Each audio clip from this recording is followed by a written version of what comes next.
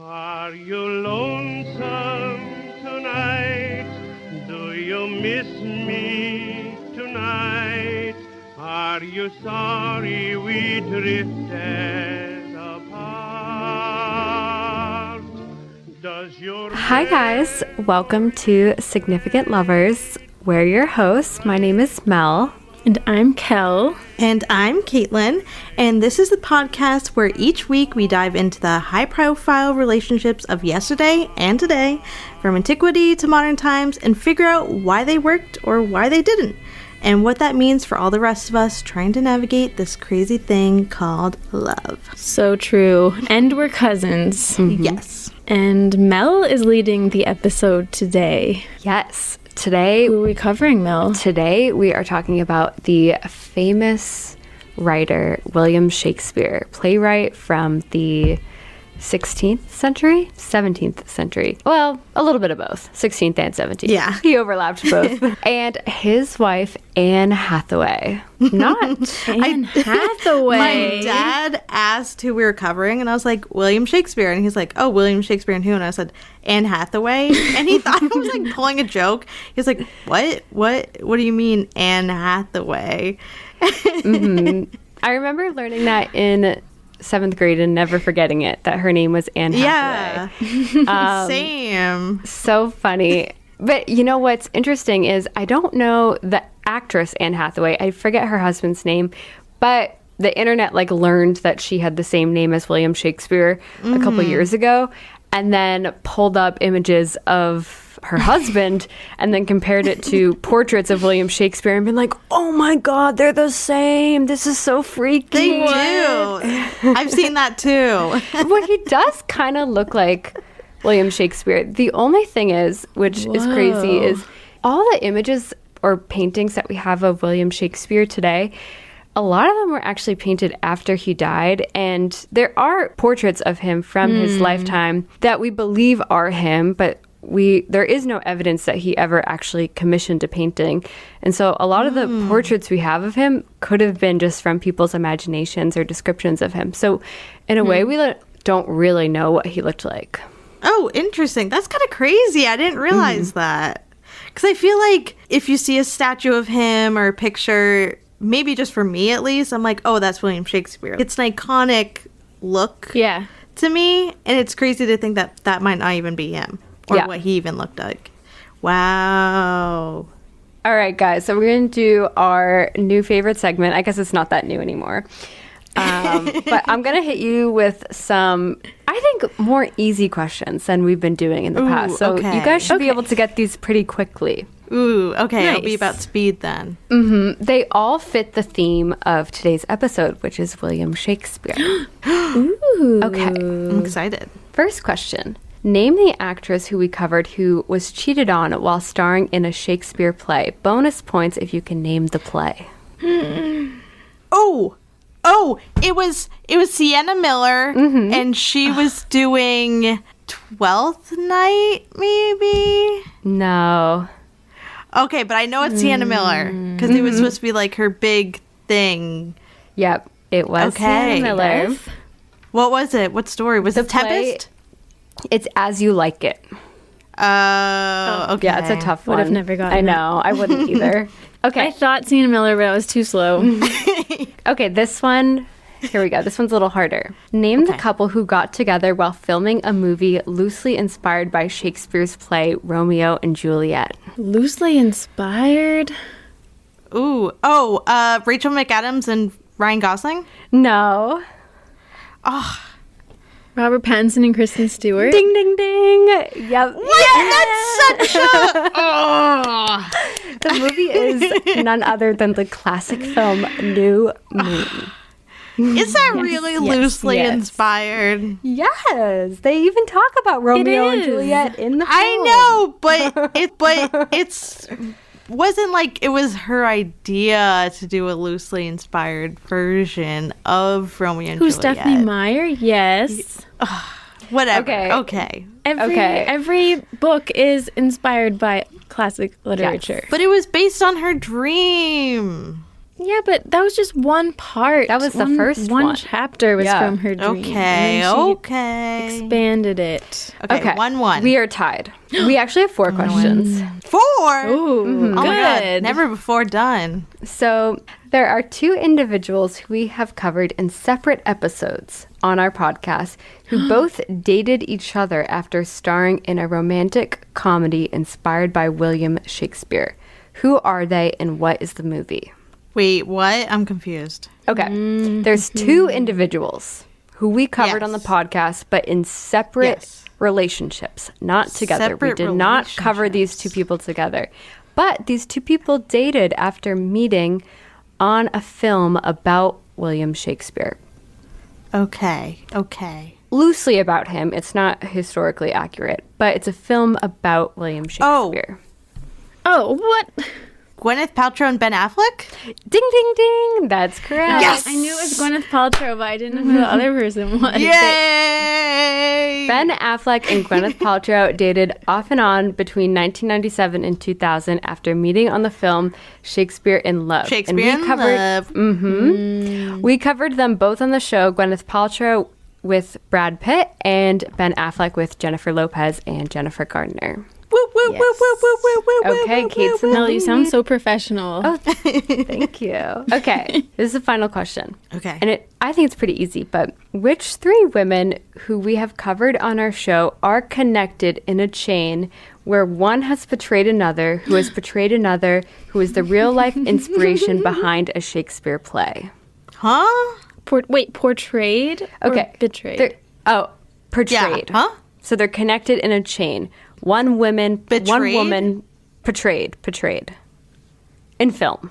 Portrayed? Portrayed with a P. Wait, P. with a P. P as in pill. P as in Okay. Pillsbury. Okay. I really sound like betrayed. No, Yeah, it no. sounded thought like it was betrayed too. Okay. P as in plum. Like someone cheated with someone who cheated with somebody. No. Okay. Wait, let me we've let me covered- re-ask the question. Which Oh, okay. Let me say. Oh, it completely Lindsay before- Lohan has Okay. portrayed Elizabeth Taylor, who betrayed Cleopatra.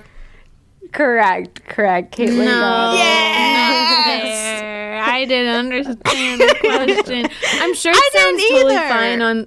I'm sure it sounds fine on the recording, but over the phone sometimes we can't Yeah. hear each other. I thought she said betrayed too, so it took me a while to figure it out also. I did think about Elizabeth Taylor though, just because I was like, oh, Elizabeth Taylor, Debbie Reynolds, like that's a betrayal. But then That's I was what I like, was wait, who's the thinking. third person? Yeah, I was like, how does it figure into the person who inspired William Shakespeare? It's like they weren't alive at the same time. I was like, what? Huh? I don't know. So okay, Caitlin wins. Now we need someone to play Lindsay Lohan in a film, and then we will Oh, have that's definitely going to happen at a some chain point, I of feel 4 like. different women. It could happen. It could happen. Oh, so I have a question for you guys, which we were talking about in our group message. What? What counts as a biopic? We were talking about this? Well, I don't think you saw it yet. I think But it's I was just wondering, like, someone is a movie playing about someone. is a movie about a real person a biopic? Like, would Spencer Yes. be considered a biopic? Yes. Or does it have to be like about their life? Or Yeah, their- but I mean, at the I same think time, just about Shakespeare. a real person. Yeah, like Shakespeare in Love is not a biopic, even though it's like it's a historical fiction film. You know? Yeah, because it's kind of making it up. But if it was a realistic portrayal about Shakespeare, that's a biopic. But I guess a lot of biopics are also Interesting. making it up. yeah. But if it's trying to be really historical, even if they're making it up, like Napoleon by Ridley Scott, I would still say that's a biopic. Okay, I wasn't sure.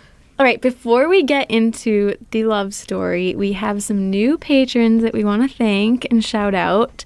So I want to say thanks to Alexis, Layla, Matthew, Diana, and that's it. Thanks for joining our Yay. Patreon. Thank you. Thank you. Thank you. Thank you guys. And everybody that signs up gets 2 full bonus episodes a month, and they are long, Yes. usually.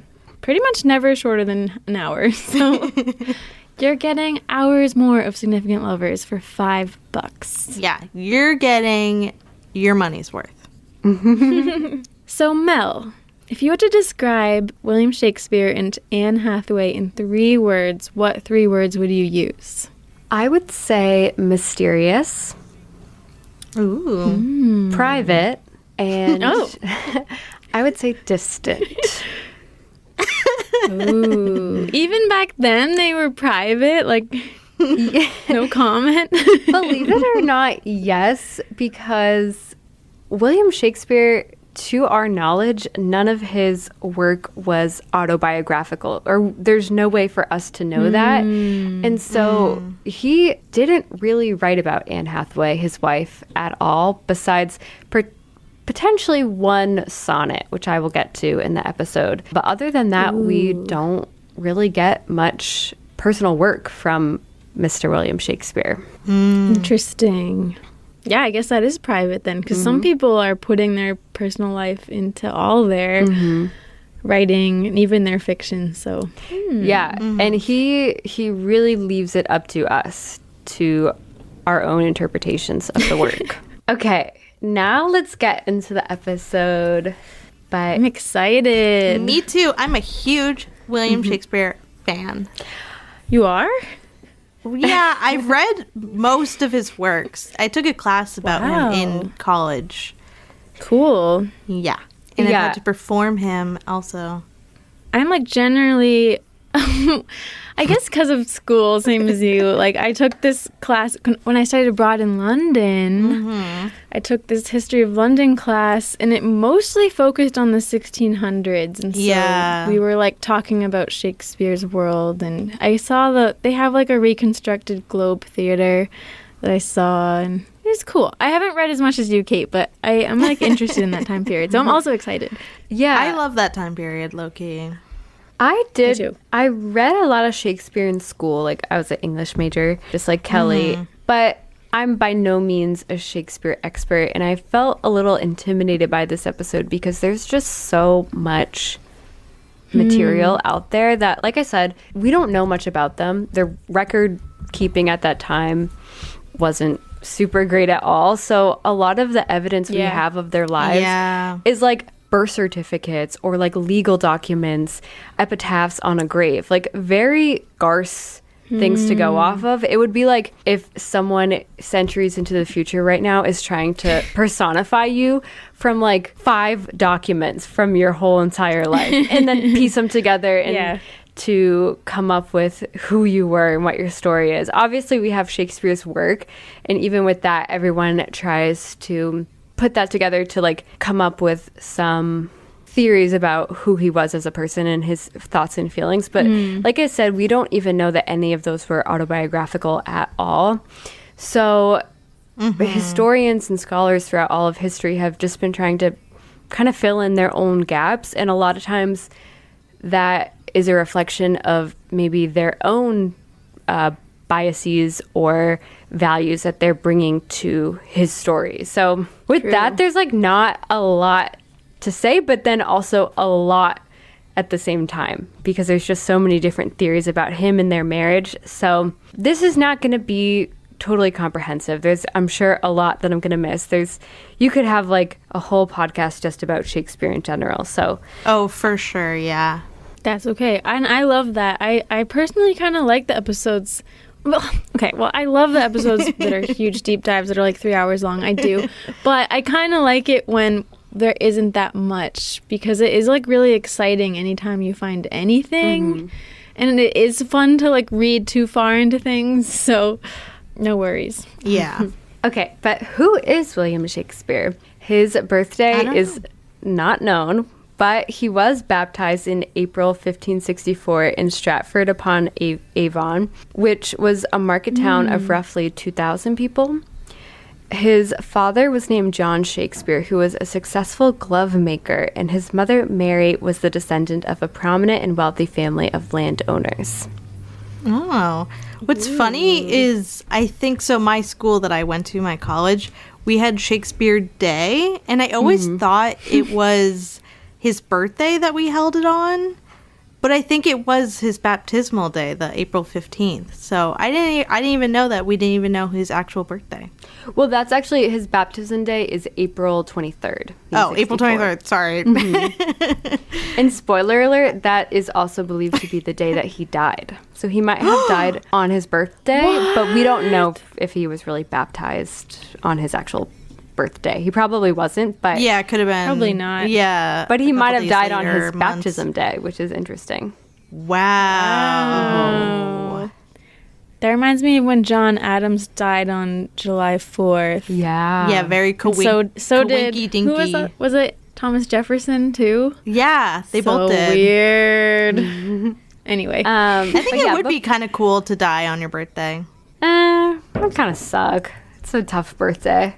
It's a tough birthday, but it feels very like... how would it be a tough birthday if you die? It just feels very full circle. circle, yeah. Yeah. Okay, maybe I always thought when you're that was older. the case. Maybe, but what if you had like a plan for the day? Like you had a big party later, but then you died before you got to it. You know? Okay, obviously if you're like young, that would suck. But if you're like 99, it would be Yeah. cool to die like on your 100th birthday or Yes, something. yes. Or even, your 99th birthday. Any of those. Yeah. There's always a chance it could happen. Knock on wood. Anyway, sorry, Mel.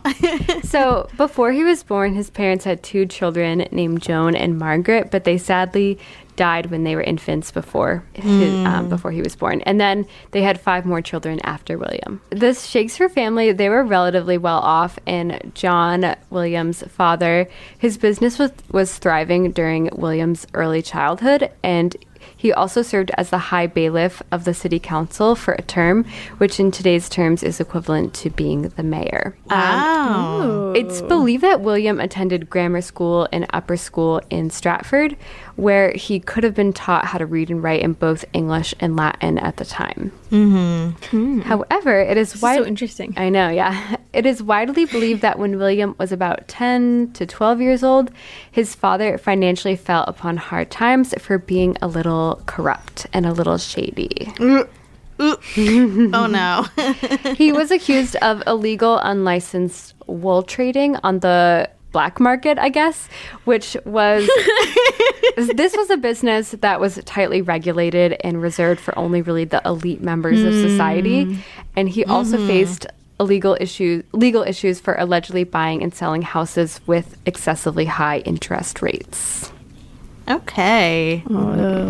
I can't believe wool was once on the black market. That's kind of hilarious. Yeah. So he ended up falling into debt and retiring from public life altogether.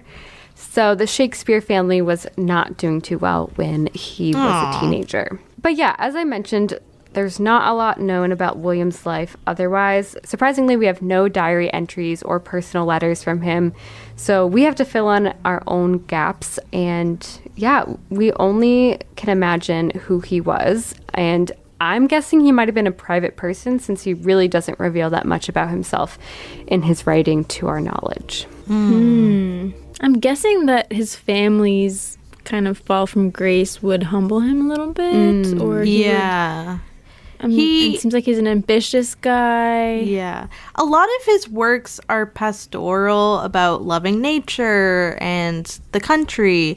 So that's probably the only thing I could glean from his works is he prefers the country to the city, but that's probably about it. Yeah, and I even was wondering, our perception of writers and artists is that they are driven by this creative force to create stuff and put it out into the world, not necessarily for financial benefit. And William obviously was so talented and a genius in itself, and I'm sure was super passionate about his work. But part of me did wonder, like, how much of it also was just like a means of money making for him, if this is like something he was good at, so this was his career. You know, does that make sense? Like he did it for the money and to make a living. So how do we even know if the stuff that he wrote even had anything to do with his own personal feelings, or rather what he thought might make him the most money? Like maybe he thought I think audiences will true. like this. Again, this class that I took was many, many years ago.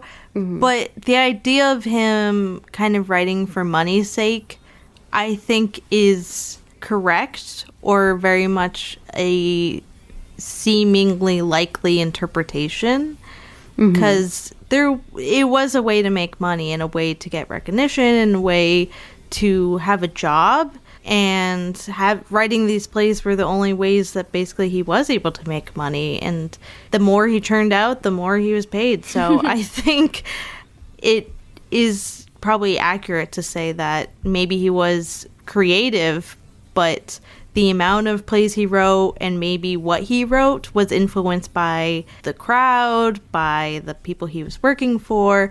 I think we learned that, like, a lot of his comedies, especially how they're written, it might not be what Shakespeare himself thought was good, but what he thought that people would enjoy. Yeah, exactly. And would find funny. And I feel like by the modern equivalent to that could be someone like Nicholas Sparks, who writes a lot of these hit romance novels, which are then made into these big blockbuster movies. And some of them I think are really good. Some of them not so much, but they are very popular. Or even someone like Barry Jenkins or something, who directed Moonlight, but then it's kind of like one for me, one for them type of thing. Like, oh, now I have to direct Lion King Mufasa movie to make money, but I do want to do these passion projects on the side.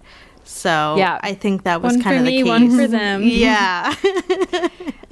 Sorry for like another anecdote, but it reminds me of F. Scott Fitzgerald as well. I think his novels were truly like his passion from his heart or whatever, but he wrote a ton. I remember he wrote a ton of short stories, and I think they were kind of just like what people wanted, like about rich young people like being silly in New York and stuff, and you know, it was just, I think it was purely to pay the bills. So yeah, I think most like they all do a good job, like especially Shakespeare. Like I think he put his best work forward probably, but yeah, that's a good point. I think most of his comedies and romances were the ones that were paying his bills more than the other ones. Yeah, totally. But I guess, like, before we get into Anne, that leads me to a question that I asked our patrons is, what critically underrated relics of modern pop culture, you know, books, movies, TV shows, do you think will gain greater recognition and scholarly attention hundreds of years into the future?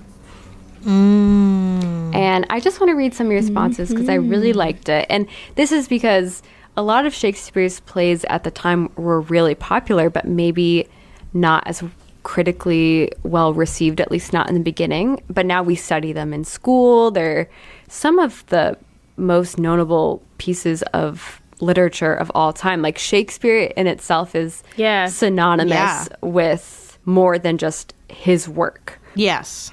Libby Jibby said, I think any storytelling centering minorities in the U.S., the content is also so few and far between compared to pop culture centering white people. Andrea said, oh, wait, this is so sweet. She said, maybe your podcast. It is an in-depth collection of 100 plus famous couples stories, getting to know them from start to finish. To this day, we've discussed all sorts of romantic stories, such as Shakespeare, King Henry VIII, his 6 wives, and the story of Eurydice and Orpheus. So your podcast is definitely in the running. That is so sweet. She also said, I love that. She said, also the before trilogy movies, we don't know if the future will like our stereotypical rom-coms. So they may trash on them and like uphold previous arts that uphold more so their views. So maybe the before trilogy, because to them it may portray something more realistic to everyday real life couples. I love those movies, and they are super underrated. And that was a part of your question that I kind of forgot, Mel. Like, I started thinking of some answers, but I was definitely thinking of things that are critically acclaimed, so, or at least, like, really popular. So, I'm stumped. Yeah. And, of course, I hope Twilight, you know, ages in this way. Yeah. But Lola said, one of the things I love the most about history is that we never know what is going to become important once it gets buried in time. This one guy, Ian Nasir, sells really bad copper in Mesopotamia almost 4,000 years ago, and the angry customer complaints written in clay tablets are now in a museum. Could my frustrated emails to Vodafone because of the bad internet one day elicit the same wonder? Oh my gosh. That's so cool. Some of the first examples we've ever found of the written word in all of human history are just a grocery list and a recipe for beer, most probably written by women. Tutankhamun was a very minor ruler of Egypt and quite forgotten during his time, which is why nobody bothered raiding his tomb. And that preservation made him legendary centuries later. What if in the 54th century, everyone inexplicably loves William McKinley and he inspires fashion collections? Wait, who is William McKinley? I don't the know. president? Yeah, the president. The president. Who is William Inspires McKinley? fashion color. That's so funny. That's so funny. Nobody bothered raiding his tomb. That's hilarious. Okay, a fast food vendor for construction workers in Pompeii saw the lava come quickly, so he ditched his stall and ran. And today we can now know they ate snails and sardines and sometimes giraffe because the food is still there.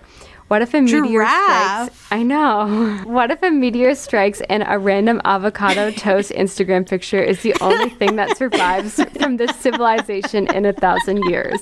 And we don't know which one it will be. Hopefully it's a good photo. I know. It's not like one from like 2016 with like Snapchat filters on it or something. They think like, oh, no, back then. those should be remembered. I think that should be remembered more than now, actually. That was like such a weird, specific thing. All those filters. I know. Have you seen those videos where someone is like, I had a kid in 2016 and they show videos of them Oh my just gosh. filming their kids Abby with Snapchat sent that to me filter. today. Really? Yeah. Yeah. So such a template of its time. I don't know what would be remembered today, because I think also today there's just so much compared to before, where there's very limited publishing, very limited what's shown on stage. There wasn't movies, there wasn't TV, there wasn't music. And today, well, there was music, but there wasn't like streaming or Recorded music. Recorded music, yeah. But today there's just so much that it's hard to say what could even be remembered or what's going to be stored or what's going to be I know. preserved. I mean, I know we Kind of have freaks me out. the archive of movies. You know, they put it in a vault and stuff. So there's those movies. I don't know how well protected that is. The U.S. government keeps it contained. So I guess those movies will be remembered. But I don't know. Yeah. about Hopefully they everything keep else. preserving them. Yeah. I know. I mean, they were just so bad at preserving stuff during Shakespeare's time. Oh, yeah. And So even, bad at it. I don't know why. like, you I guess think just even the not organized? 1920s and 1930s, they weren't preserving things as well. Like, all of the silent film, like, most of the silent films weren't well preserved, and we don't have any record of them anymore. So we do have plenty of silent films that we can watch, but there was, like, thousands more that we'll never be able to see because they just weren't preserved well. It's almost like everybody was type B or something. Like, it's crazy that, like, nobody was like, wait, let's save all this stuff for the future. I know. Well, they probably felt like they had just as much stuff as us, and they probably thought some things were junk. I read that even video games from like the 80s are becoming lost to time. Like, people haven't been preserving, and you might think like, oh, who cares, but I guess a lot of like old video games haven't been preserved, and some of them like you just cannot find anymore, and it's like really dependent on just like random individuals who still have them in their attic or whatever, but people just throw stuff away. Yeah, I mean, even like I was talking in the Whoopi Goldberg and Ted Danson episode, you can't find any episodes pretty much from the Arsenio Hall TV show, from Whoopi's TV show, the Whoopi Goldberg show. And yeah, maybe those aren't Congress caliber worthy of things to preserve, but it's still nice that we have a record of all these things. I saw that some lady like had just taken it upon herself to tape all TV. I forget what decade it was, like maybe the 80s. I know exactly what you're talking no, about. probably the 80s. Yes. They didn't have tape recorders in the 70s. Yeah. Maybe the 90s, but thanks to her, they actually have like all these recorded TV like commercials and stuff, but a lot of that stuff's just been totally lost. I know. Yeah, even VHS tapes, which this is a warning to people, apparently they lose their quality every 10 to 25 years, about 10 to 20% of their quality. So they're in a way expiring if you have VHS type. Oh my gosh. VHS tapes. So it's very important for you to digitize them now before you lose that footage forever. Dang. Wow. We got to get up on our PSA. family videos and whatnot if we haven't archived them yet. I know. I've always worried, like I would worry about this when I was younger, that someday our plugs in the walls would change and that I wouldn't be able to like ever plug in my, I don't know, Nintendo DS, which now I don't even care. But I used to worry about that. Like, what if someday I can't, like, turn on my computer? I know. I think I've thought about that too. Even like my Nook, my wicked old Nook. I was like, all those books I have on it, like, what if I lose that? And now I don't care about the books that I have on it, but it is still sad. Like, yeah, I don't even think I'm even able to access the network on it anymore because Nook's pretty much dead in the water that... Dang. It's hard to even... I tried to boot it up recently, and That's it's just... the e-reader thing? Yeah. But as for today, I mean, yeah, I would hope, like... the Hunger Games movies or Twilight could stand the test of time, but it's very hard to say. Yeah. That's the thing, you just don't know. But anyways, that was... long tangent. Yes. But okay, who is Anne Hathaway? She was born in 1556 in Shottery, England, though in her father's will she is listed as Agnes, leading some to wonder if Anne was even her real name or if those were just one and the same. Oh, weird. Maybe Anne Anne was a nickname or something? Yeah, some people might think that they were interchangeable names, kind of like Jack and John. She was the daughter of a farmer, and from an early age, her and her siblings would have likely scared away the crows on the farm, and she would have learned to milk the animals, prepared the milk, and looked after small animals such as chicken and geese and ducks, along with doing all the household chores that were expected of women of that time. It's believed that her mother died when she was around 10 years old and that her father most likely remarried, and then he passed away when Anne was 25, leaving her with £6, 13 shillings and 4 pence, which is roughly today a little over $6,000, to be used as her dowry on the day of her marriage. Wow, I can't believe inflation I know. turned £6 into like 6,000. I know. That's overwhelming. That's something that I crazy. hate about thinking about the future too. Is like, is it going to be normal to be like, oh, here's $1 million to buy myself a pair of jeans, you know? Can we just stop with the inflation, or can we just like move the decimal points? I do feel and everyone just agrees it means the same thing. Yeah, I think we should. Like, let's move it down. That might even help the economy because people will feel like things are cheaper than they are. Was Anne still living with her stepmother, or like after her dad died? We don't know where she was living. People think that's sad though. She was an orphan at 25. I know. Yeah, people think that. So fast forward, I guess usually during this time, weddings would take place at the bride's home, but her and William didn't get married at her house, so it's possible that she had moved out at some point.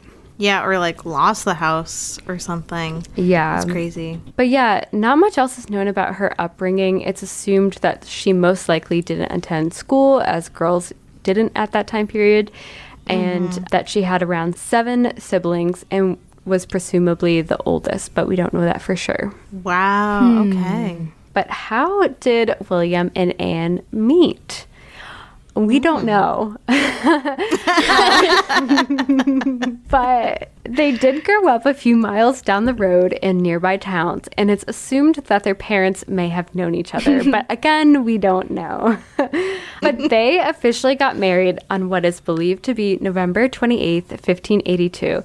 At this time, William was just 18 years old and Anne was 26. Wow. Older lady. Oh my gosh. And I did not expect that. There's a lot more to say about this.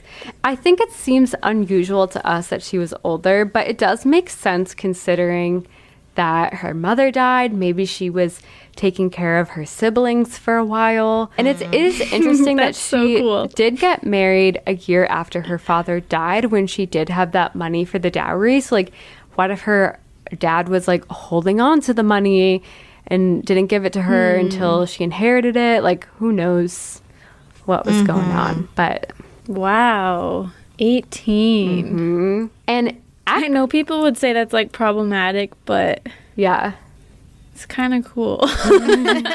well, you know what? I don't know that she got with this young guy. What? So on the day of their wedding, she was actually 3 months pregnant. With his baby? Yep. Do we know that? He's a teen dad. Oh my gosh. This leads historians to believe that the couple was pressured into marriage due to the social stigma of having a baby out of wedlock. Oh my god, probably low key. Oh my god. They must have been into each other though. Yeah. Well, I'll get to more of that in later, but there are records from the day before their wedding that William Shakespeare is listed as to be married to a woman named Anne Whately on a marriage license. And some people believe this means that maybe he was involved with 2 different Annes and almost married one day until finding out that Anne Hathaway was pregnant. But I feel like that's a little far-fetched. I honestly think that it's more likely that they just accidentally wrote the wrong last name, or maybe that was like her middle name or something. Maybe. Wow. Yeah. What? Yeah, that would be insane.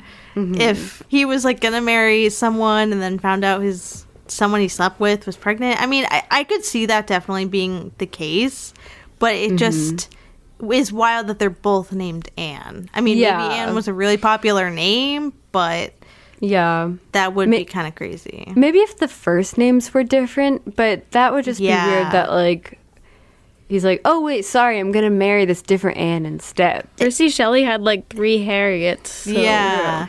It makes me think that, like, if they were forced into marriage because she was pregnant, that she must have had some male relative, obviously, like, her dad's dead at this time, who would have been pressuring the marriage. Because if she was without any sort of relatives or relations, there would be less pressure for her to get married, because she'd probably just be single and alone. Yeah, she had a dowry, but there wouldn't be anybody to speak on her behalf to be like, hey, you have to marry her. You took her dignity and honor and whatnot, you know? That's so true, Caitlin.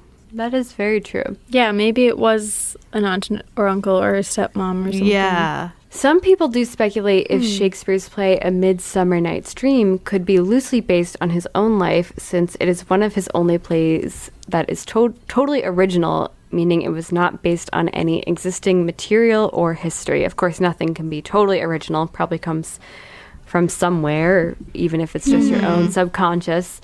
But maybe that perhaps a young teenage Shakespeare found himself entangled in a love triangle. But we really have no evidence of that. But yeah, 6 months after their wedding, their first child, Susanna Shakespeare, was born, a nice alliteration name. And it's believed that maybe during this time, William was working for his father's business or as a teacher, while the couple lived with William's parents on Henley Street in Stratford-upon-Avon. A year later, Anne became pregnant with twins, Judith and Hamnet, who were born in not 1985, 1585. That would have been a long pregnancy. Hamnet is believed to be named after a man named Hamnet Stradler, a baker who was friends with the couple, and Judith is named after his wife. The next 7 years or so are a bit of a mystery in Shakespeare's life, often referred to as the lost years, with there being little to no historical records from his life during this time period, with the exception of a 1589 lawsuit in which Shakespeare is named in legal documents with his parents over a land dispute with a neighbor. But do you know, like, what's up with him? Is he writing plays yet? He could have been, or he could have been writing poetry, but he's not in the theater scene yet at this time. Okay. There are some theories which lack any substantial evidence, but were passed down throughout years about why, after this period, Shakespeare then leaves his family and moves to London. According to the original Shakespeare biographer Nicholas Rowe in the 18th century, Shakespeare fled to London to escape prosecution for potentially deer poaching. We don't know that. Deer? Deer. Oh, dear. Yeah. Another theory is that he went off to London to mind the horses for the theater patrons to break into the theater community. Other people suggest that maybe he was a schoolmaster, but again, we really don't know what he was up to. But we do know that he did move to London. He left his wife and his kids. London was about a 2 to 3 day commute away from Stratford, so he could go back and visit them, and I think he did every now and then. Around this time, though, theater was a major form of entertainment and business, and it's believed that William set off to first become an actor. Okay. Oh, wow.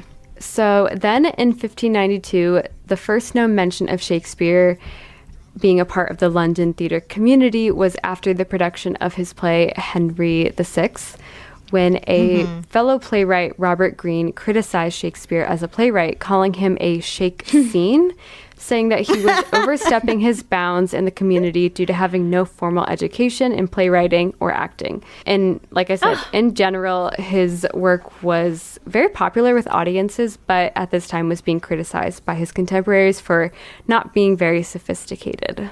Crazy. It's so weird to think of a world where people don't think Shakespeare is sophisticated. I'm sure there's some people alive today who think that. But nowadays, it's praised even as hard for people to read. Yeah, it's I praised know, as like the most seriously. sophisticated thing ever. You know? I know, like, even some stuff that I have to read in this episode, I'm like, I don't know what this means.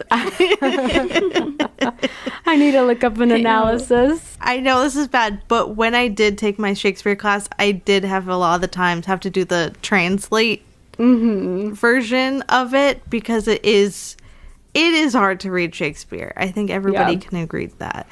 Well, But- there's like a lot of colloquial sayings or like inside jokes that like we just wouldn't get to. So you're kind of like, huh? Yeah. What does that like? Why is that funny? Like, you know? So it is kind of crazy to think that in the time people are like, this is stupid. This is toilet writing. This is like. And now you can like major in I know. Shakespeare's Yeah. studies probably. What, did a commoner peasant write this? I know. So now it's just interesting, like I said, to think about how things will age from our time period. Like, will people listen to this back and be like, why are they talking so formally? That scares me. Not talking in acronyms or something. Yeah. Like South Park be seen as high art or something. Yeah. So Will is spending a lot of time in London rubbing elbows with the elite actors and writers, trying to make a name for himself. But unfortunately, then the plague breaks out in London, which happens a couple times throughout his life. And this forces all the theaters to close. We even know what this is like in our time period. It sucks. So you have to turn to other means of making money. So in 1593, he published an erotic poem, Venus and Adonis, which is believed to be his first published work. Oh, I've heard of that. Okay. An erotic poem. Smut. What's the spice rating on it? So he published that in 15... Basically. I know. He published Venus and Adonis in 1593 and then The Rape of Luceris in 1594. Both were long-form poems, and they were... Rape? Yes. Sorry. That's what I heard. Yeah. Sorry. Sorry, not to laugh, but it was just dropped so casually. Cut out the laughing. We're just uncomfortably, we're shocked. you Yeah. know? It's- I know. Unfortunately, I haven't read it, so I don't know like in what context. Sorry, trigger warning. But it's worth noting that these two poems were dedicated to a man named Henry Risley, the third Earl of Southampton. And the dedication reads, "The love I dedicate to your lordship is without end, ... What I have done is yours. What I have done to do is yours. Being part in all I have devoted yours." Wow. So right away, this language makes it seem like perhaps there was more than a friendship between these two, and perhaps maybe William Shakespeare was gay. And this has been debated throughout centuries since then. The 2018 film All Is True even actually depicted Southampton and Shakespeare as being lovers because of this dedication. But what do you think? Well, it is also believed that during this time period, it would have been socially expected for a dedication to excessively praise nobles for political and financial reasons, especially if they sponsored their work. At this time, publishing was a very small-scale industry, and written work wasn't really distributed the way it is now. So to make money off of it, you had to also get that sponsorship. Like, you weren't just going to make money off of writing a poem in itself. So you had to kind of suck up to whoever was paying for it in order to maybe secure long-term profit and like establish a relationship with that person to keep making money from writing poetry. And especially with the plagues going on, maybe Shakespeare was like just kind of really boosting this guy's ego because it was a paycheck for him. That was my first thought too. Like, from what I know of musicians and writers and such back then, it seems like nothing really got made unless it was sponsored by somebody. Even people like Beethoven and such would be sponsored by someone. And it also seems like these lords and aristocratic people would, you know, they're basically would order their entertainment from someone. Yes. Like, yeah, I want something to read. Like, can you make something for me? Like, you know, so, I mean, it's possible, I guess, that he had a relationship with someone, but I also thought it could be just that's the guy that was paying for it, too. So, yeah, they literally were commissioning their own poetry for their personal pleasure. It could be like, make me a TV show because I want to watch something. Like, so I feel like whenever money is involved, you kind of have to look at it differently and like question the motivation there. Maybe they did have a relationship, but this is so early in Shakespeare's career too. So I could see him wanting to kind of suck up to this guy in order to bolster his reputation. Yeah, it's something we'll never know, but there's definitely multiple interpretations.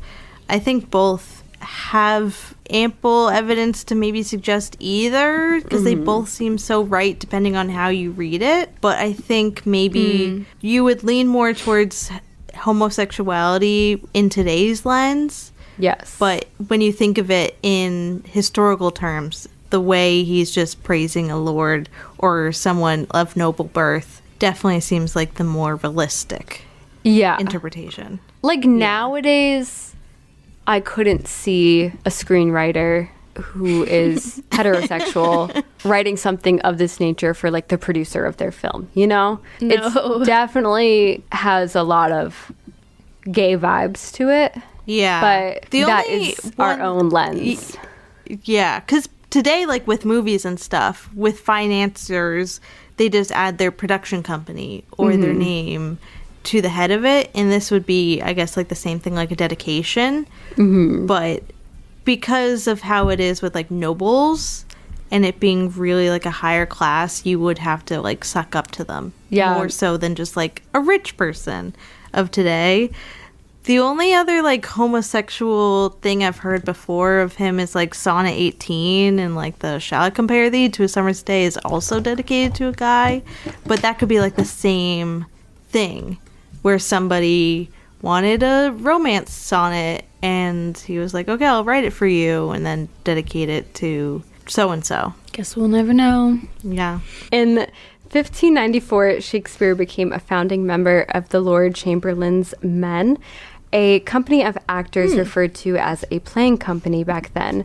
This became a stable platform for him to showcase his work, writing roughly 1 to 2 plays a year. In 1595, he debuted some of his most notable works, Romeo and Juliet and A Midsummer Night's Dream, which were quite popular with audiences. I love Romeo and Juliet. Me too. That's like his, I would say, what would you guys say? That's his most well-known. I think it's his most popular. Yeah, definitely. But so many people dog on it, but I love it. They're just being contrarian. I mean, know. literally, Romeo and Juliet is like synonymous. Like Romeo just is synonymous almost with like Prince Charming. Like it's just is romance. Yeah. And Yeah. it's influenced so many works that we know. Like, what would be today without Romeo and Juliet? Wow, we're so lucky that they survived and I know. the copies were made and that it still exists. Yeah.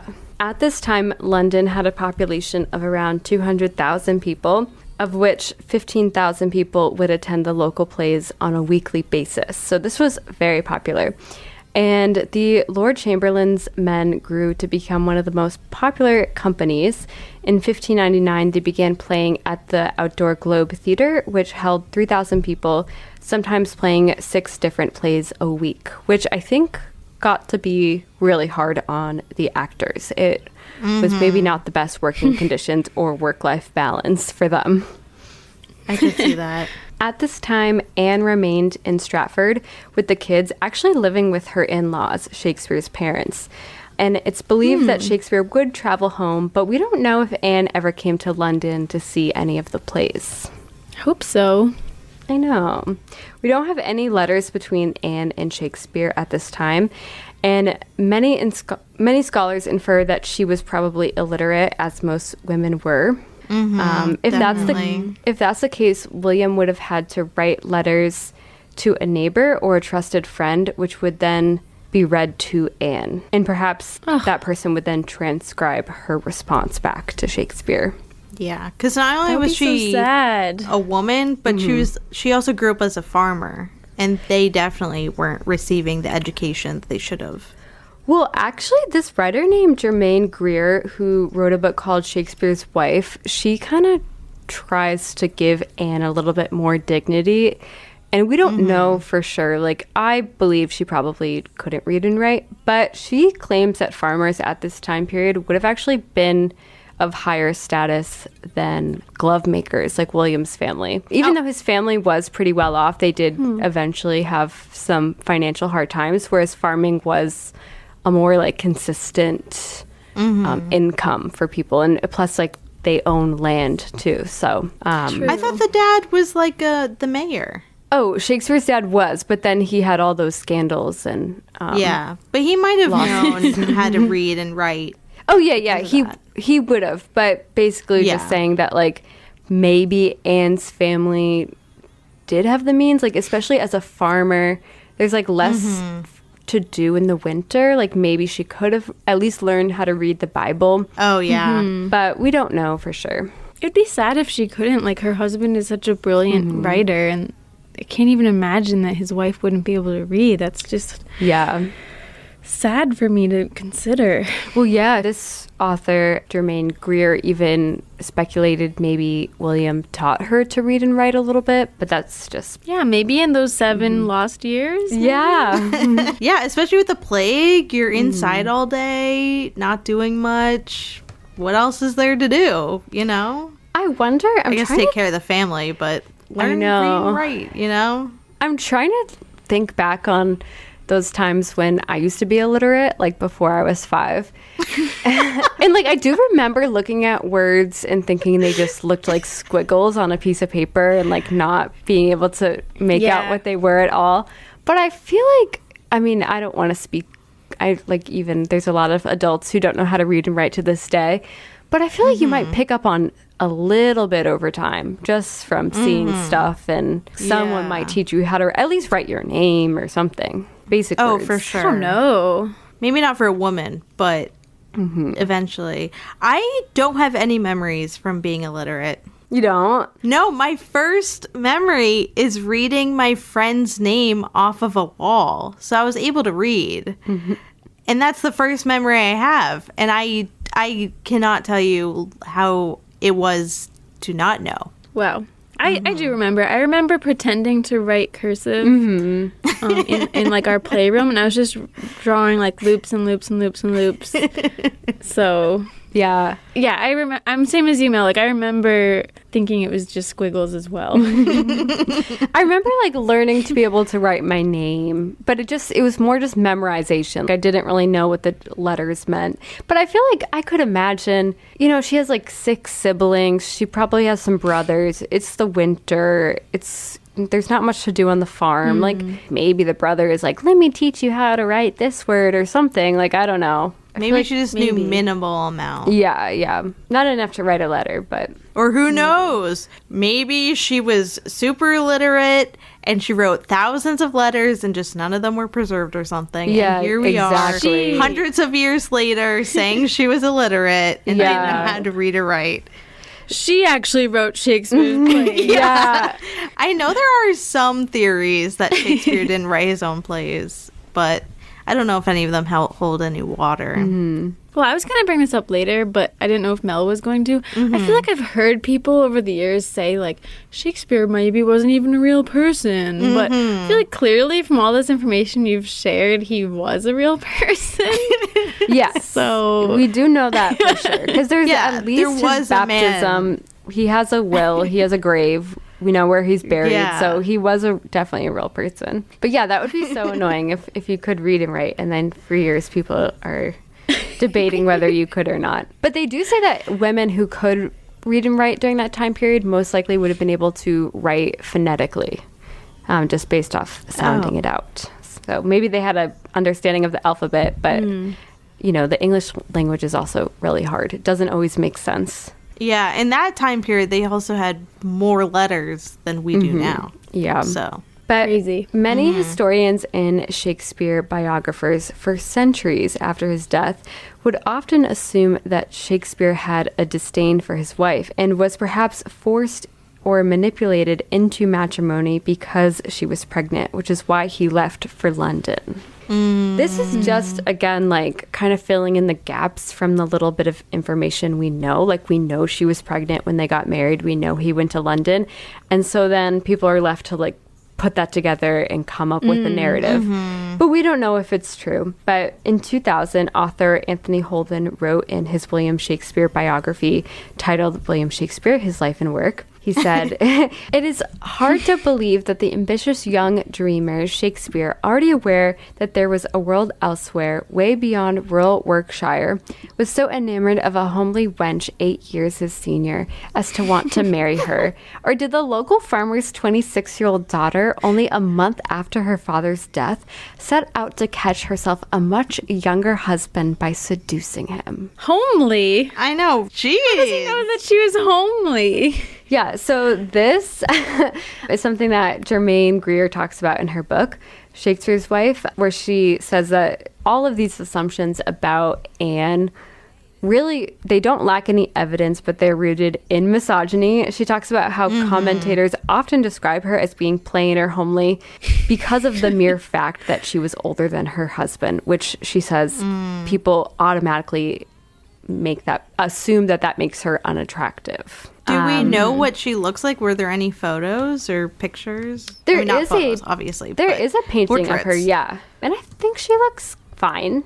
Yeah, I actually looked it up earlier. I can't remember now. But yeah, she looked fine. In our perspective, I think everybody kind of looks weird from that time period because they are posed very unnaturally and they have like the big, you know, dramatic collars and everything, and just it's not like our fashion, but we don't know what she looked like in the flesh. I mean, compared to other portraits of what they thought was really attractive during that time period, I think she looks in line with it. Yeah, me too. I think she looks attractive for that time period. Homely. Such a Jane Austen I'm pretty word. sure in I'm not sure about England probably, but I think in Ireland at least that they use the word homely to mean like homey. That'd be awful if someone for called you us- that without you knowing that context. You're so But homely. to us at least it means Kind of unattractive. unattractive. Yeah. Yeah. Like unfortunate. Yeah, maybe they just mean she's very domestic. I don't know. No, they meant that was a 2000 author who wrote that. That wasn't from a long time ago. This power dynamic, though, of a mature, older woman of higher social status getting with a younger man is even something that Shakespeare himself has romanticized in his plays on occasion. Well, I've mentioned this author already. Greer notes that in the play The Two Gentlemen in Verona, the character of Sylvia is portrayed as being wiser and more mature than the male character Valentine, as she teaches them him how to woo her, which is also repeated in the play As You Like It, with the character Rosalind teaching the boy Orlando how to love her.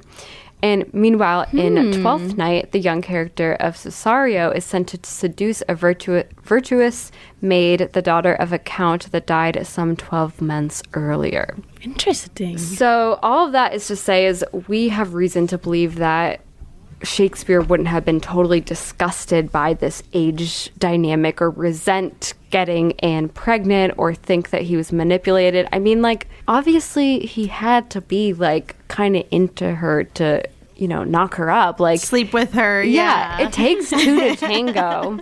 I just think that, like, throughout all of history, there have been guys who have been into older women. That's just their thing, or they romanticize it, like they want to be with a more mature lady because she might be more experienced and might be able to like show him the ropes, or I don't know, maybe she's just hot.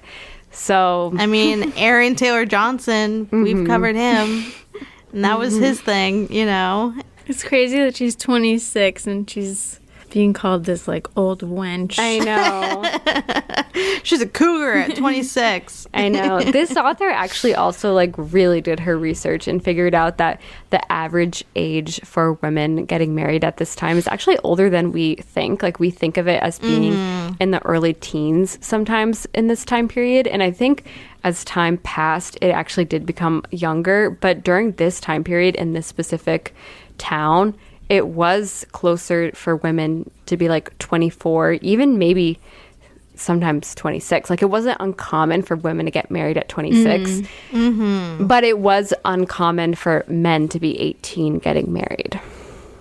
Yeah. So then it definitely seems like it was potentially the force of them having a baby on the way then. Yes. I think him getting her pregnant did probably force them into marriage. Wedlock Wednesday. Yeah. Oh, yeah. Happy Wedlock Wednesday. But on a sadder note, in 1599, their 11-year-old son, Hamnet, died under unknown circumstances.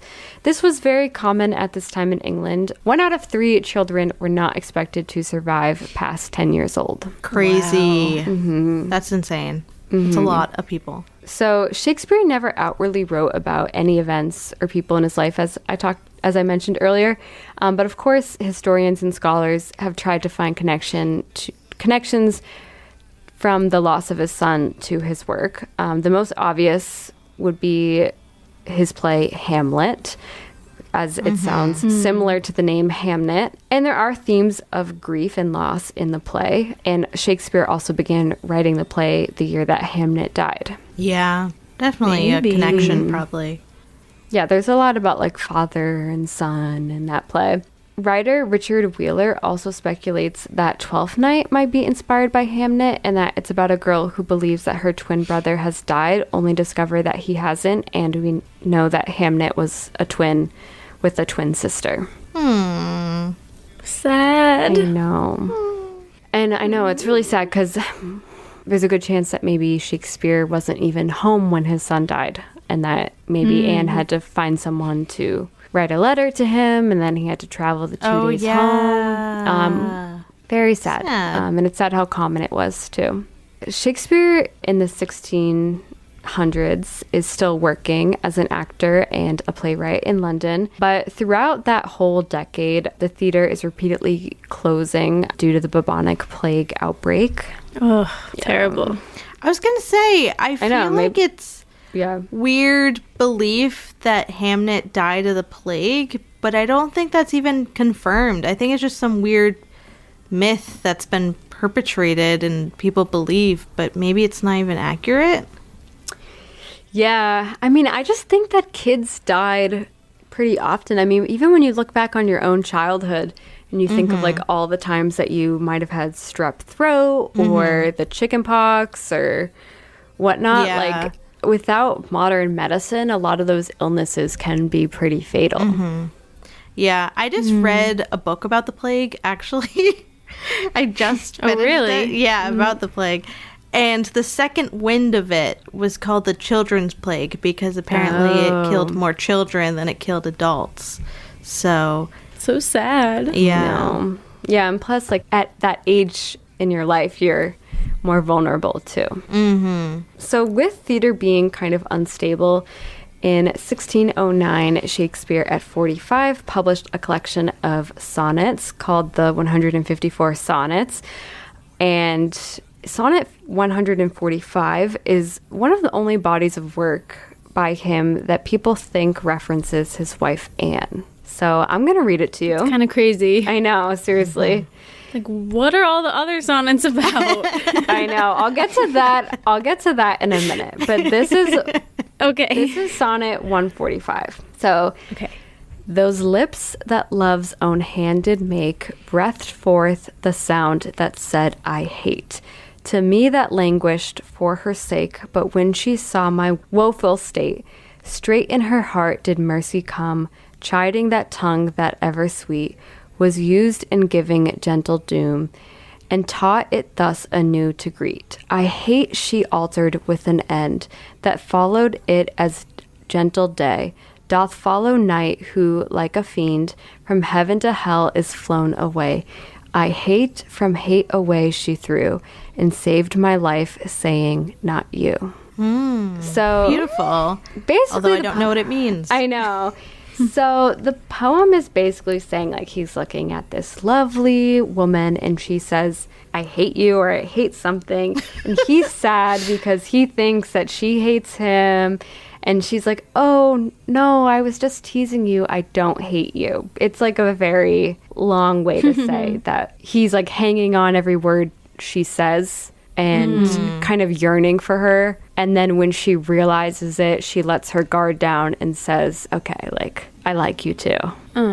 People think that the phrase hate away in that second to last line apparently in Elizabethan English would have sounded like Hathaway, and that the phrase and saved my life perhaps would have sounded like Anne saved my life. Oh, okay. Which, if it is about her, it does further challenge this narrative that Anne might have seduced him, because it sounds like he's, you know, pining for this person. And then when she realizes it, she's like, okay, I'll give in to you. Yeah, and maybe he thinks she hates him for being away so often and just has fears about that. Yeah. But also, are these sonnets from, like, his whole life? Like, is it a collection It is a collection of things he's written over a long time? Yes. And so this particular sonnet is very different from all the other sonnets that are in this collection. It has a much simpler syntax, and I think the lines are a little bit longer. So people think that maybe William had wrote it earlier in his life when he was younger. So it doesn't really change. I guess people might think that maybe he loved her at a time, but then moved to London once his feelings faded for her. I mean, and I do think it could be likely that they didn't really have a romantic relationship, because he did choose to spend most of his time away from her. So they didn't really spend that much time together. Sad. I know. But okay, so more on the sonnets. About 60% of the sonnets are addressed to, and these are the first 2/3 of the sonnets, are addressed to a male figure labeled the fair youth, who these poems express a deep love for the fair youth and admiration and sometimes frustration. And it's debated whether this is a romantic or platonic love. For example, in Sonnet 17, the speaker urges the fair youth to settle down and get married and have kids in a way that sort of feels like a father advising his son, suggesting maybe a mentor or mentee relationship. However, Sonnet 18 definitely seems more romantic. He says, this is the famous poem, like we all know this one. Shall I compare thee to a summer's day? Thou art more lovely and more temperate. Rough winds do shake the darling buds of May, and summer's lease hath all too short a date. And then it goes on to say that basically, like, you are more eternal than a summer's day, because summer will pass, but you will live on forever in this poem. Wow. So who is this fair youth? And could it potentially mean that William had a relationship with a younger guy. The manuscript of the sonnets includes a dedication to a Mr. W.H., who many think is interchangeable with the fair youth. There are several theories about who his identity is, including the possibility that the initials could just be a red herring meant to create speculation. But I'm going to walk through some of the theories for you guys. My gosh. Yeah. One is potentially Shakespeare's nephew, which would support the theory that this is just a platonic relationship. Okay. I know. His name was William Hart, and he was the son of Shakespeare's sister Joan. He was born 4 years after Hamnet died and would have been William's only male heir at this time. So it's theorized that perhaps he wrote those sonnets to offer father-son wisdom or advice to his nephew that he couldn't pass on to his son. Mm-hmm. But there is evidence that Shakespeare did begin writing these sonnets much earlier in his life, before his nephew was even born, like Sonnet 145, for example. Mm-hmm. So it probably, I don't know, he also might not have been that close to his nephew, considering he lived in London. His nephew lived in Stratford. Mm-hmm. Like, maybe he had a fondness for him and a love for him, but is it enough to write 126 sonnets? We don't know. Oh my gosh. Yeah. Another theory is the gentleman that we mentioned earlier, Henry Wriothesley, the third Earl of Southampton. His initials are HW, so they are reversed. And the real only, theory for that is because of the very excessively loving dedication earlier in Shakespeare's career. Interesting. But also, actually, the Earl of Southampton, he seems to have very androgynous, ladylike features based off of paintings that we have of him. And that might connect to a description of the fair youth in Sonnet 20, which describes him as having woman's face with nature's own hand painted, hast thou the master mistress of my passion. Definitely could be plausible. I know. Yeah. Kind of legitimate. It does. One thing I was thinking about that could be an interpretation, which probably isn't right, considering the one that you just said sounds way more legitimate. But what if he was just like writing to himself and referred to William H as like William Hathaway or something? I don't know. Oh, something cheeky like that. It's possible. That would be very but progressive. it definitely, yeah. He's like, I'm a fair youth. Like, I'm writing to my younger self or something. Like, get married, have kids. I don't know. Yeah. Well, that actually connects to about Sonnet 20. That sonnet says, a man in hue, all hues in his control. And the word hues is italicized.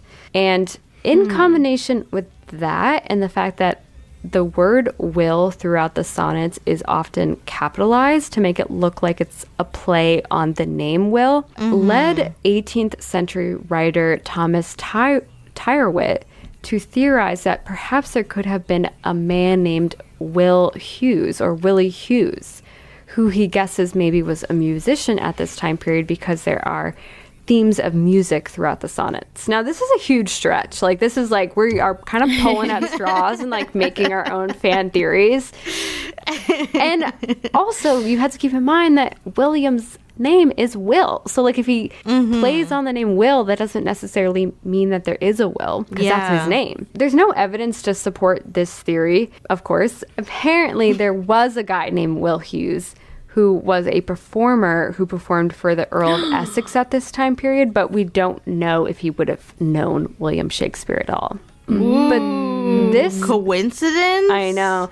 But this theory later inspired Oscar Wilde to write in 1889 a short story called The Portrait of Mr. W.H., in which he depicts a Willie Hughes as being a seductive actor who works in Shakespeare's plays. Ooh. Oh my gosh, I didn't know that. That's Me so cool. neither. Oh my gosh. I actually just read The Picture of Dorian Gray by Oscar Wilde.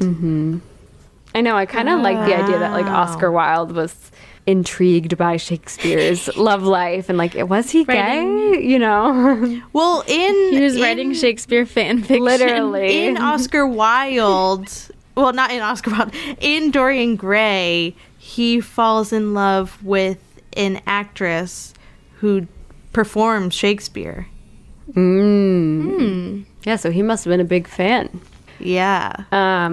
But about Sonnet 20, just, going off of this, I came across a paper titled Was Shakespeare Gay? Sonnet 20 and the Politics of Pedagogy by the professor Charles Casey. And he argues that at this time, gay identity did not exist in society. That's not to say that people weren't gay, but there wasn't language for it. It wasn't something that... There wasn't a culture of it, basically. The only word that was used to describe it would have been sodomy. But even that kind of encompassed more than just homosexual sex. But sodomy laws at this time were not often enforced, leaving us to question whether people just didn't really engage in homosexual relationships or behavior at all, or if it was just actually more socially acceptable than we even realized about that time period. So it's just kind of interesting that we really don't know what I don't know what it was like back then. I feel like from what I've heard, I would say the latter. Before a lot of psychology was invented, basically, I feel like people saw sodomy as more like just something somebody did, but it wasn't. Yeah. People didn't really, I'm sure some people did maybe, but it wasn't really accepted idea that it was who people were, or that it was out of their control, or it was part of their self. It was more you're just choosing to do this disgraceful act or something and cut it out. But it wasn't until later people started saying this is just who somebody is, and they can't control it. They are just attracted to the same sex or whatever. So it could also be a case I doubt no gay people lived during that time period or act on it or didn't act on it. No. So it could also be there was a culture of it. It just wasn't preserved to this day. Exactly. We have no record of it. It's impossible for us to know what gay people at that time period, what they identified as or what they thought of themselves as, or even if they lacked the knowledge to say I'm gay or I'm attracted to men, or the language to say that, we can't step into their minds and know for sure how much they understood about their own feelings and attraction for people. So a lot of gay men at the time also, and gay women, went into the church, so then there also maybe was less of a culture because of that. We really have no way. Maybe he wrote them for multiple lovely young men. Yeah. they're all the theories are convincing. I know, me. seriously. Oh my gosh, maybe. Yeah. Another theory was William Herbert, the third Earl of Pembroke. He also had the same initials. He was also 16 years younger than Shakespeare. He also rejected marriage proposals up until he was 24, which 24 seems pretty young, but that kind of fits with, the poem that he had. William wrote a sonnet advising the fair youth to get married and have kids and settle down. So maybe that was directed to him. And he also he also had an affair with a gentlewoman named Mary Feton, who some believe is the inspiration for another subject in these sonnets, referred to as the Dark Lady, which William writes about in sonnets 127 through 152. Wait, so, who had the affair? Shakespeare or that William Hubert? William Herbert. Okay. Oh, okay. I was we know nothing about Shakespeare, but we do know he had an affair with this lady. No. I was whoa, what? Okay. So the Dark Lady, like I said, is a subject of kind of the second half or the last third of the sonnets. She's described as having dark features and unconventional beauty, with whom the speaker has a passionate but complex and somewhat toxic relationship with. In sonnets 133 and 152, she's depicted as being unfaithful, and in sonnet 147, he describes her as being tormented by the love he has for her, comparing it to a disease. The way that he describes this love is a lot more dramatic than how love is described in sonnet 145, the one that we believe could be about Anne, which is another reason why people think that sonnet in particular is an anomaly and that it was written much earlier, because it's really not doesn't fit with all those other ones, which are very like intense. There's a lot of theories about who the Dark Lady is, and just for time's sake, I'm not going to go into all of them. That could be an episode in itself, but it does lead us to question, you know, whether Shakespeare was faithful in his relationship. Does seem like there is, you know, some suggestion that maybe he did have relationships with other people besides Anne, but also some could also argue that these aren't even real people he's writing about in his poems, and perhaps they are just figments of his imagination. I don't know what to think. I know. So in terms of him being unfaithful, the only kind of blind item about Shakespeare at this time period is a diary entry kept by a man named John Manningham, which references Shakespeare in a way that suggests maybe he was a bit of a ladies' man. He writes about someone who he knows, basically a friend or his roommate. I don't know, I forget who it is, but this guy who he knows was at a performance of Richard III, and he overhears an actor named Richard Burbage planning a romantic rendezvous after the show with a fan, so a woman. However, when Richard went to meet the woman, she was apparently already with Shakespeare, who later said, which is crazy because this like diary entry is from Shakespeare's lifetime, like it was written when he was alive. And Shakespeare then sent a message to this guy named Richard, which I don't know if that was like a written message or a verbal one, but he said William the Conqueror was before Richard III. Basically like playing on their names, like, oh, like you snooze, you lose, like William comes first. Oh my gosh. I kind of believe it. Yeah, the only thing, like, it is someone wrote in their diary an account that their friend told him. So it's like, it is very gossipy. It's kind of cute that he like wrote this down. It is. But he heard it But, from like, why someone. would that guy feel the need to lie or make the story up? You know? He could have exaggerated, I guess, but Yeah, maybe he made up the William the Conqueror thing, but Yeah. But also, like, we don't know, like, that could have just been a cheeky thing. Like, what if William was just, like, talking to the lady after the play? Like, we don't know that he, like, went to bed with her, you know? went to bed. You went to bed with her? Love that thing. So We should make that more of a saying on Significant Lovers. I know. Bring it back from, like, When Harry Met Sally. Take a drink every time someone goes to bed with another person. But okay, yeah, either in 1613 or 1614, Shakespeare retired and moved back to Stratford full time. So he moved back with Anne and his kids. Wow. He would return to visit London during this time, and he did collaborate with the playwright John Fletcher to write 3 plays.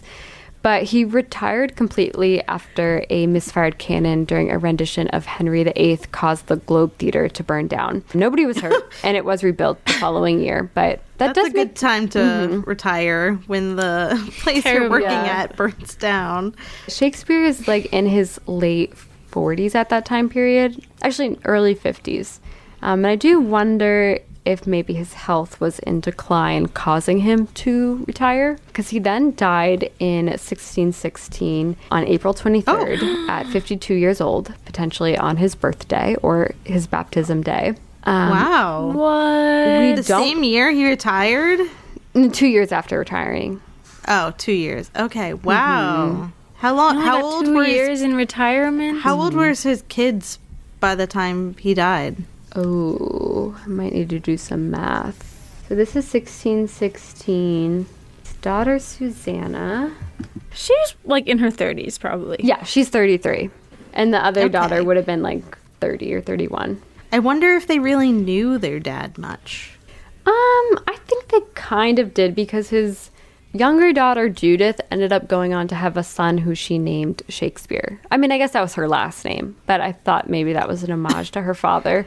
So was the baby's name Shakespeare and then whatever her new Shakespeare last name was? Unfortunately, he died at 7 months old. Oh, no. But actually, he died at 6 months old, but he was born 7 months after Shakespeare died. So I thought that was probably like in tribute to her dad.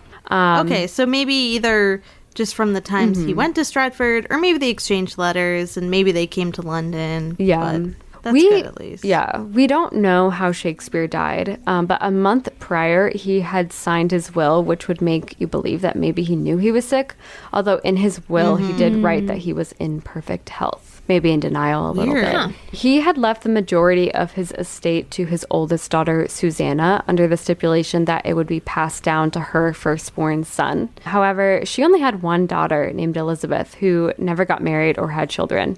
And meanwhile, Shakespeare's other daughter, Judith, married and had 3 sons. One was named Shakespeare, who unfortunately died at 6 months old. And she also had 2 more sons named Richard and Thomas, but they died at ages 19 and 20, a month apart from each other in 1639, meaning that Elizabeth, William's granddaughter, was the last living descendant of Shakespeare and Anne. So their lineage did not continue after Elizabeth died. Oh my god. Really? Mm-hmm. So there's That's no living descendants of Shakespeare? No, none at all. Wow. Dang. But there's like people who are obviously related in some way, like through his siblings or like Yeah, like great-nephews and his stuff like nephew that. or something. Yeah. Apparently, Meghan Markle is distantly related to William Shakespeare. Wow. Mhm. Very distantly, obviously. That's crazy. Yeah, Wow. like 18th grand uncle or something. But so his will is another reason why people really debate how close him and Anne were as a married couple. In his will, he left, like I said, the majority of his estate to his daughter Susanna. And then he also left Anne, he said, that she was entitled to the second best bed with the furniture. So people are like, yeah, That's it. people are like, what? The second best bed? What does that mean? I don't think she just got that. Apparently, and this is debated, a wife at that time by law was automatically entitled to 1/3 of the inheritance or the estate. So she would have also gotten 1/3 of everything he left behind. But it is worth noting that he said the second best state, like, or the second best bed. Like, what does that even mean? To this day, no one has any clue. Some people think it's a diss. Like, I would definitely think it's a diss. Like, second best. Yeah. For real. Yeah. And that maybe For real? he meant it to symbolize that Anne was second best to a different lover. Oh. Although he didn't specifically say that anyone else was entitled to the first best bed. So other people argue that at this time period, the second best bed would have been the marriage bed, as the first bed would have been reserved for guests, thinking that it's actually maybe a sweet and significant declaration of love. Could mean two different things. Also, the National Archives states that beds and other pieces of household furniture were often the sole bequest to a wife, and that customarily the children would receive the best items and the widow the second best. But I don't know how we know that. And Okay. I've also read that at this time period, furniture was a significant asset. Like, it wasn't just something that you picked up at, IKEA. Like, a bed is almost like a car or something. Like, it's a pretty big thing to leave somebody. Yeah. So even if it's the second best, like in the furniture, like that's a significant thing to give someone in your will. It's not nothing. Yeah, I mean, as long as the first best went to their kids, I think that it's not too crazy. I'm sure it's the best for their kids, too. She probably would have just continued living at the house anyway, right? Yeah. So like if she did already sleep in the first best bed, that would be so shitty if he kicked her out of her bed. So it's interesting to specify, like, oh, I'm leaving you this bed, when presumably she probably would have continued sleeping in their bed anyway. Yeah. I don't know. But, I mean, you could debate it forever. Like, we're never going to know what that meant. I wish she was more clear. Is time travel ever going to become I a know. possibility? That'd be my first question, or first thing I do. They Is say time that travel. when time travel is invented, we will only be able to travel to time periods in which time travel already existed, which would explain What's why the point of that? no one from the future has showed up so far to tell us that time travel exists. Dang it. But anyway. So on his grave was an epitaph to curse anyone who might consider digging up his body or removing his remains from the site. He said, "Good dear friend, for Jesus' sake forbear to dig the dust enclosed here. Blessed be the man that spares these stones, and cursed be he that moves my bones." I want to put that on my gravestone. But people Pretty cool. People speculate if perhaps this is a sign that he didn't want to be laid to rest with his wife Anne by warning folks to not dig him up ever, which would mean that they can't be buried together. Like, Oh, usually, no? It wasn't like a family plot? no, like usually a husband and wife might share the same Yeah. grave and the burial site, but he's saying, "Don't ever dig me back up. I want to be down here alone," basically. So that Wait, could- so she wasn't then buried next to him, or she was buried next to top him, of but him? not in the same okay, plot, and she had her own grave. Wow. interesting.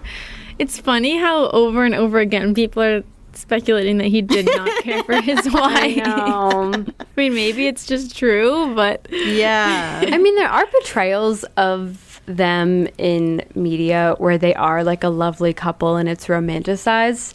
I even just recently saw the Broadway show & Juliet, which is completely, made up. They literally sing like pop songs in that. But they have... The play is narrated by Anne Hathaway, actually, and she's retelling the story of Romeo and Juliet, but through a feminist lens. And William like pops up, and they kind of like tease each other, but they're like a loving husband and wife. But yeah, we have no idea what their relationship was like. But I would say the majority of interpretations sway more negatively. seems to be. So then in 1623, Anne died for reasons also unknown to us.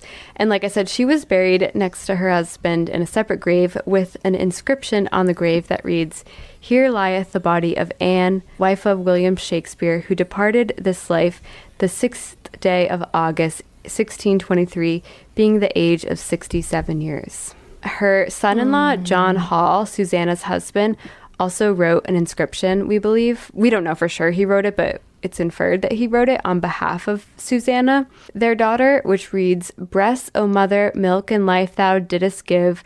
Woe is me, for how great a boon shall I give stones? How much rather would I pray that the good angel should move the stone so that, like Christ's body, thine image might come forth. But my prayers are unavailing. Come quickly, Christ, that my mother, though shut within this tomb, may rise again and reach the stars."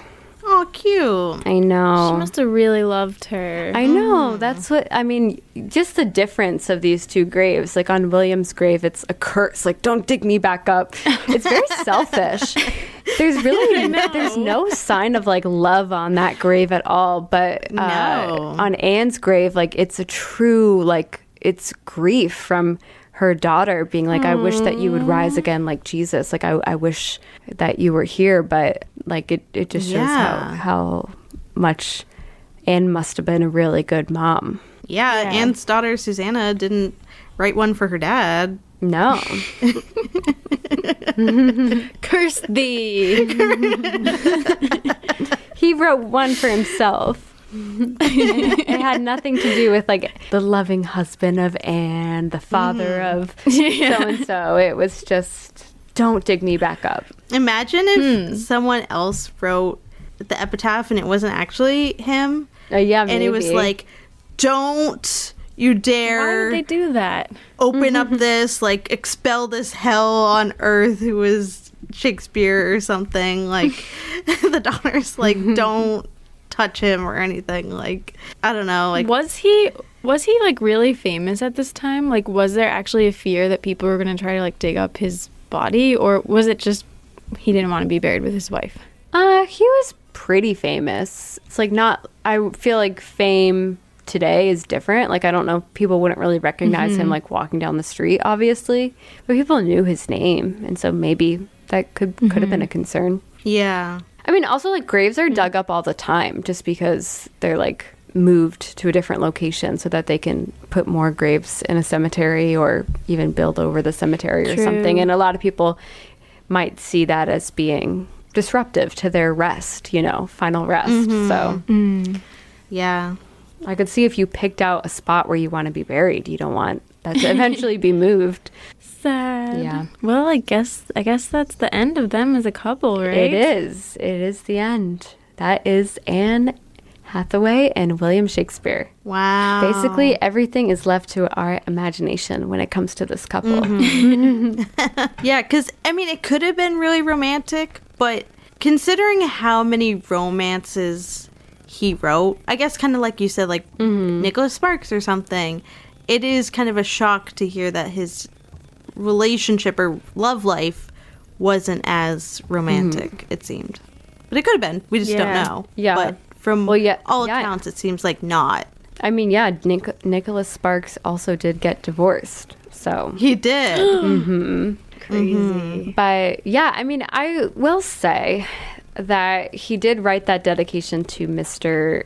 W.H. He never wrote any dedication to his wife or his children. So we can infer that maybe they weren't super close. It is crazy because some of his love stories have become like modern day tropes. They're almost like fables that are just like the fabric of our culture in a way. And so he was so good at writing them. But I guess sometimes being an artist or a writer doesn't necessarily mean that you in real life are a good husband or lover. So that's life, I guess. Yeah. Well, I mean, yeah, a lot of people then like really analyze his plays and wonder like these female characters that he wrote about, like, are those characteristics that he desired in women, things that maybe are similar to his wife or contrary to his wife because this is what he might prefer instead.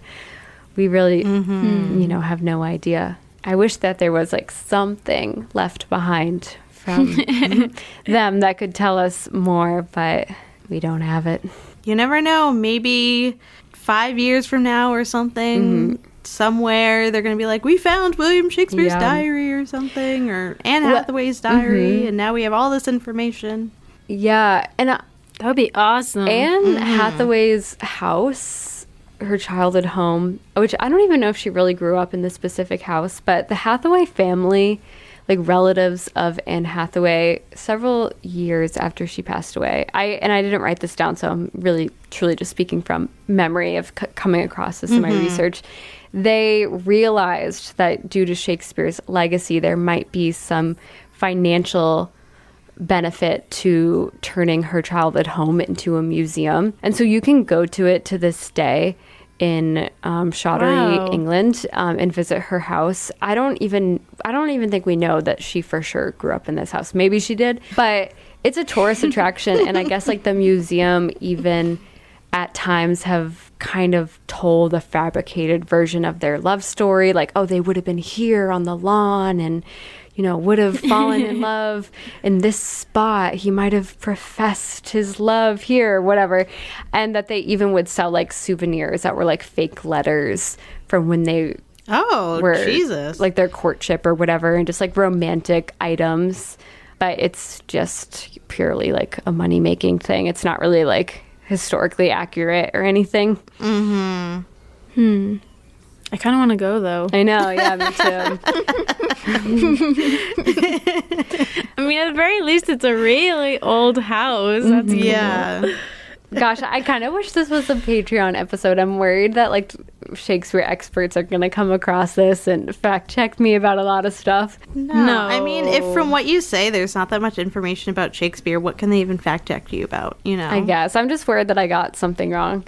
But drop us a comment. No, if so. Yeah, I thought this was so fascinating. Thank you, Mel. Thank you guys for listening. Yeah, thank you.